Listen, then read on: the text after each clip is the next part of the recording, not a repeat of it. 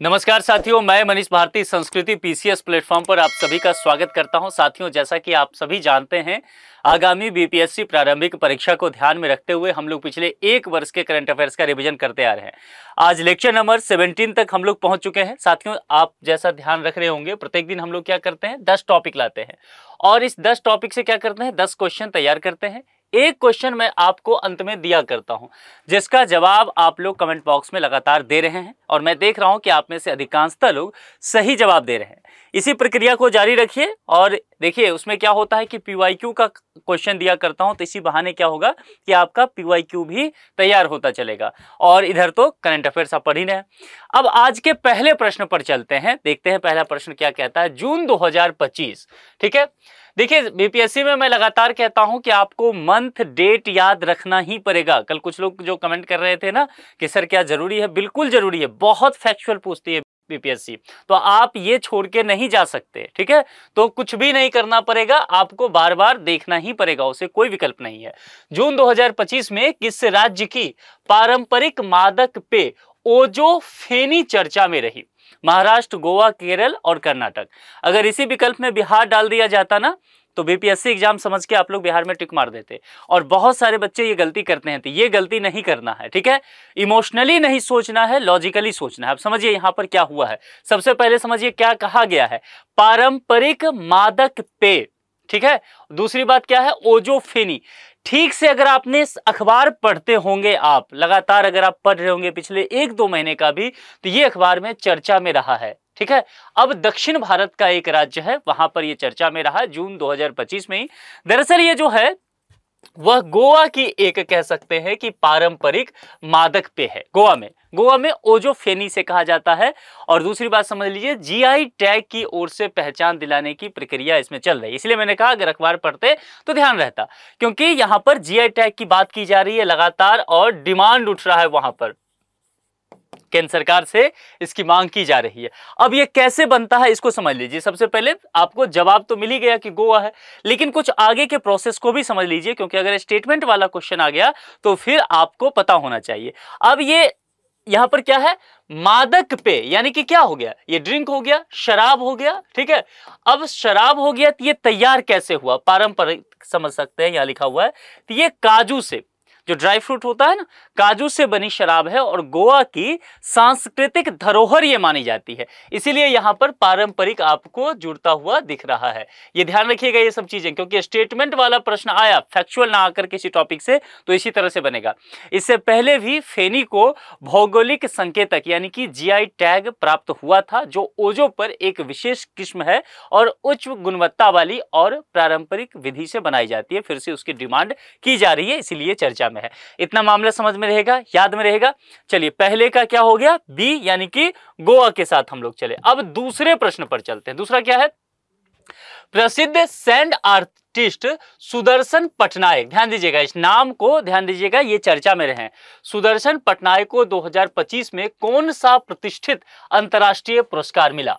क्या है, ये कौन है, प्रसिद्ध सैंड आर्टिस्ट। सैंड आर्टिस्ट समझते हैं ना, आप देखते हैं कि कोई कार्य होता है, कोई व्यक्ति चुनाव ही हो रहा है, किन्हीं को जैसे इंडिया वर्ल्ड कप जीत गई, कुछ भी, तो क्या होता है, रेत पर एक तरह से कलाकृति दिखाई जाती है। तो सुदर्शन पटनायक को लंदन में आयोजित फ्रेड डैरिंगटन सैंड मास्टर पुरस्कार से सम्मानित किया गया है, यानी कि बी विकल्प के आप चलेंगे और यहां पर रेता कला क्षेत्र में उत्कृष्टता को दिखाता है। तो ये रेत पे जो है वो अपना कला दिखाते हैं, एक तरह से कह सकते हैं कि यहां पर जो आर्ट का काम करते हैं, ठीक है। ये बहुत इंपॉर्टेंट रहा है, ये नाम हमेशा चर्चा में रहता है, आए दिन अखबारों में रहता है। कोई भी घटनाक्रम होता है तो आप देखते होंगे, अगर आप अखबार पढ़ते हैं और थोड़ा सा ध्यान देते होंगे तो इनके बारे में आते रहता है, ठीक है। तो ये इसीलिए ध्यान रखिएगा, बहुत फेमस है ये। दूसरे के बी विकल्प के साथ आगे चलते हैं। तीसरा पर क्या है, ऑपरेशन सिंधु। ऑपरेशन सिंधु जो है किस दो देशों के बीच तनाव के कारण शुरू किया गया? यहां पर ईरान और अमेरिका, इजराइल, फिलिस्तीन, ईरान और इजराइल, रूस और यूक्रेन की बात यहां पर की जा रही है, ठीक है। अब देखिए जून 2025 में ईरान और इजराइल के बीच सैन्य संघर्ष हुआ और क्षेत्रीय तनाव उससे गहरा गया, जिसके चलते भारत ने ईरान में रह रहे जो भारतीय नागरिक हैं, इंडियन डायस्पोरा है, विशेष करके कह सकते हैं कि जो छात्र हैं, उनको वहां से सुरक्षित निकालने के लिए ऑपरेशन सिंधु चलाया था। ठीक है, तो इस दो देशों के, अब देखिए प्रश्न कैसे बना है और आप उलझेंगे कैसे। यहां प्रश्न लिखा गया है, ऑपरेशन सिंधु किस दो देशों के बीच तनाव के कारण शुरू किया गया। तो यहां पर दो देश का तनाव है, शुरू किया है तीसरे देश ने, भारत ने शुरू किया है और अपने नागरिकों को, खास करके छात्रों को वहां से लाने के लिए किया। और तनाव किसके बीच रहा, ईरान और इजराइल। किस देश से लाया गया है, तो वह ईरान से लाया गया है, ध्यान रखिएगा। ठीक है, और यहां पर आपको ध्यान होगा तो ईरान ने अपना एक तरह से एयर स्पेस जो है वो ओपन किया था भारत के लिए, इस ऑपरेशन को चलाने के लिए। ठीक है, तो ईरान और इजराइल, ये ध्यान रखना है। और इस टॉपिक को थोड़ा सा, ऑपरेशन सिंधु को ध्यान रखिएगा, ये बहुत ज्यादा चर्चा में रहा। चलिए, तीसरा का सी हो गया, आगे बढ़ जाए, चौथे पर चले। क्या है, शक्ति अभ्यास 2025। इंपॉर्टेंट है ये भी, जो आप लोग लगातार उस दिन कह रहे थे कि सर जो अभ्यास वगैरह होता है उसको लेकर के एक लेक्चर ले लीजिए, देखिए लगातार अब वो आएगा। तो शक्ति अभ्यास 2025 किस दो देशों के बीच आयोजित किया गया। ठीक है, तो यहां पर दोनों कंट्री का आपको नाम बताना है। अब एक बात समझिए ऐसे प्रश्न का, जैसे ऑपरेशन सिंधु वाला ही आपने देखा, तो सिंधु शब्द से समझ में आ रहा था ना। एक बार फिर से देखिए इसको, इस प्रश्न को, प्रश्न जो है ना उसके तरीके को समझ लीजिए तो काम बनेगा। अब देखिए, जैसे ऑपरेशन सिंधु है तो सिंधु शब्द जुड़ा हुआ है किससे, भारत से जुड़ा होगा, जाहिर सी बात है। इसमें कहीं भी भारत का नाम है नहीं ना। तो विकल्प पढ़ के आपको 1 मिनट लगेगा कि ईरान अमेरिका के बीच हो नहीं सकता इस तरह के नाम, इजराइल फलस्तीन नहीं, तो फिर आपको सोचना पड़ेगा। ठीक, इसी तरह से अगर आप पैटर्न समझेंगे, यानी कि यहां आपको हिंट मिलेगा कि भारत से जुड़ा हुआ होगा, तो आपके ध्यान में आ जाएगा चीजें। ऐसे ही देखेंगे, शक्ति अभ्यास को लेकर के चर्चा किया गया है। और शक्ति अभ्यास देखेंगे तो निश्चित तौर पर एक देश भारत होना तय है इसमें, क्योंकि इस तरह के जो नाम है शक्ति, ये सब नाम कहां इस्तेमाल होता है, हिंदी का नाम है, संस्कृत से निकला हुआ नाम है, तो जाहिर सी बात है भारत में इस्तेमाल होगा। तो देखिए, हर एक विकल्प में आपको भारत दिख रहा है, यानी कि आपका काम कठिन हो गया। अगर हमने पहले देखा कि शक्ति अभ्यास है तो हमने डिकोड किया कि इंडिया तो होना ही चाहिए, लेकिन इंडिया सभी विकल्प में आ गया। अब आप जो है एलिमिनेट नहीं कर पाएंगे। अगर किसी भी एक दो विकल्प में इंडिया ना होकर के अमेरिका जापान होता, वहां से सीधे उस ऑप्शन को एलिमिनेट कीजिए। ये तरीका सिखा रहा हूं कि कैसे आप 10 से 15 क्वेश्चन 150 में सिर्फ ऐसे सॉल्व कर सकते हैं। उसके लिए कोई दिमाग नहीं लगाना, मतलब उसके लिए बीपीएससी की प्रिपरेशन नहीं चाहिए, कॉमन सेंस चाहिए। ठीक है, यहां लेकिन अब आपको देखिए भारत हर एक विकल्प में है, तो फिर यहां पर आपको जानकारी होना चाहिए। 2025 में जो शक्ति अभ्यास हुआ था वह दरअसल भारत और फ्रांस के बीच एक द्विपक्षीय संयुक्त सैन्य अभ्यास है। अब दो ही पक्ष है तो जाहिर सी बात है द्विपक्षीय ही होगा ना। तो संयुक्त सैन्य अभ्यास है 2025 में। यह पूछा जा सकता है कि इसका कौन सा संस्करण, तो देखिए इसका जो है 8वां एडिशन हुआ है, 8वां संस्करण इसका आयोजित हुआ। और यह अभ्यास दोनों देशों की सेनाओं, किन दो देश की सेना, भारत और फ्रांस, इस दोनों देशों की सेनाओं के बीच आपसी समझ, सहयोग, अंतर संचालन को बढ़ावा देने का काम करता है। तो यहां पर शक्ति अभ्यास 2025 आपके भी विकल्प भारत और फ्रांस से जाकर के जुड़ता है। ठीक है, याद रह जाएगा। चलिए अब 5वें पर चलते हैं। विश्व जनसंख्या दिवस 2025 की थीम क्या है। अब देखिए एक बात ध्यान रखिएगा, अभी आरओ का पेपर खत्म हुआ, देखिए इस तरह के प्रश्न रहे। मैं बार बार कहता हूं कि इस तरह के प्रश्न रहते हैं। आप पीवाईक्यू बीपीएससी का देखिए, ये थीम पूछा जाता है ना, उद्देश्य क्या है, मोटो क्या है, इस तरह के प्रश्न रहते हैं। तो यहां पर देखिए कुछ चीजें दिया गया है, सबसे पहले समझ लेते हैं क्या कहा गया है। विश्व जनसंख्या दिवस, ठीक है, 2025 में विश्व जनसंख्या दिवस की जो थीम रहा वह यहां पर देखेंगे तो रहा empowering young people to create the families they want in a fair and hopeful world. C विकल्प यहां पर जो है ये, और ये थीम याद करना ही पड़ेगा। इसका यहां पर देखेंगे तो तात्पर्य क्या हुआ कि युवाओं को सशक्त बनाना ताकि एक वे न्यायपूर्ण और आशावादी विश्व में अपनी पसंद के परिवार का क्या कर सके, निर्माण कर सके। और किसको डिनोट किया जा रहा है, एम्पावरिंग यंग पीपल।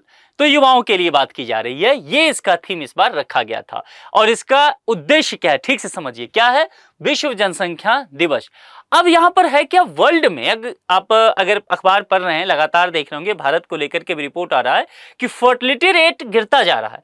दुनिया के तमाम देशों में हमने देखा है, भारत में भी ये शुरू हो गया है कि फर्टिलिटी रेट जो है, राष्ट्रीय आंकड़ा 2.1 तक होना चाहिए, लेकिन लेटेस्ट रिपोर्ट कहता है कि वह मिनिमम से भी नीचे आ गया है, 1.9 पे आ गया है।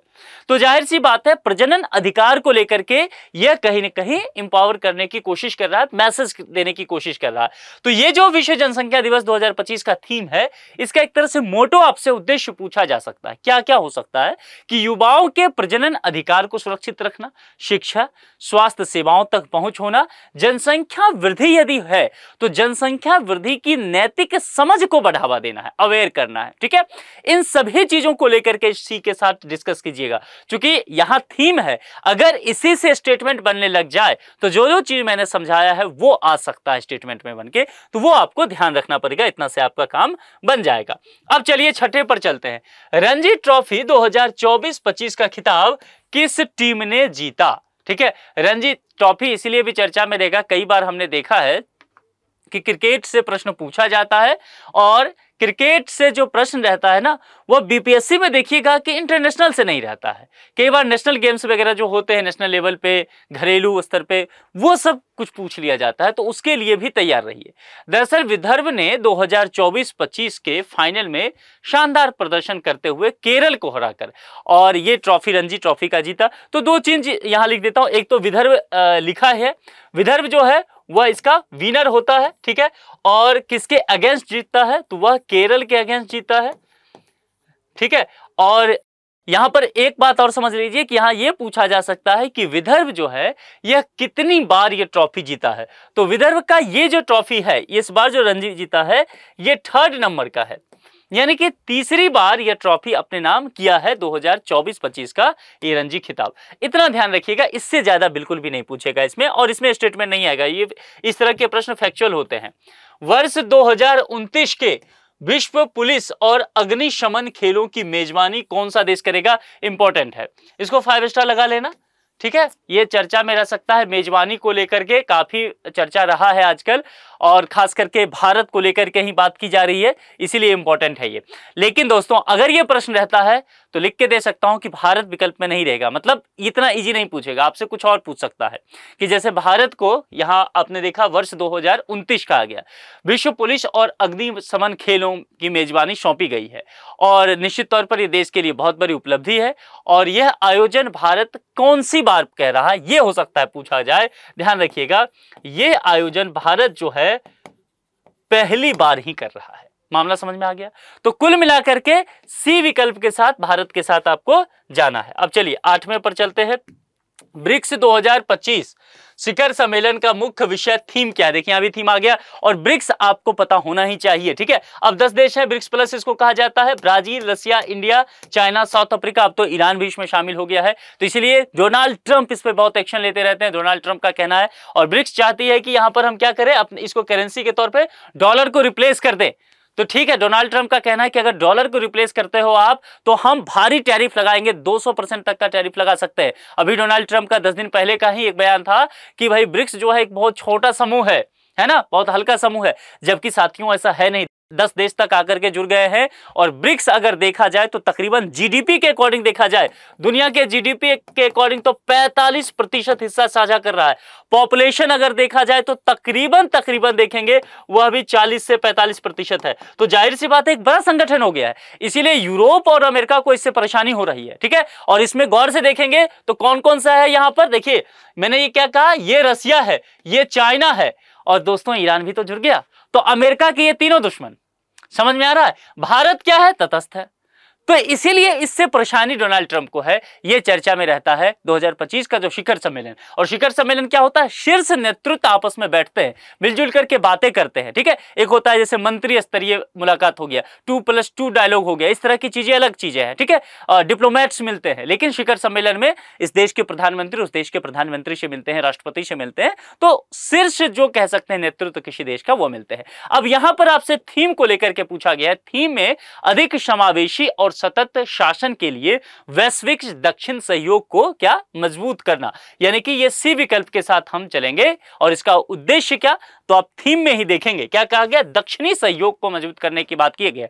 दक्षिण यानी कि क्या होता है, ग्लोबल साउथ की बात की गई ना।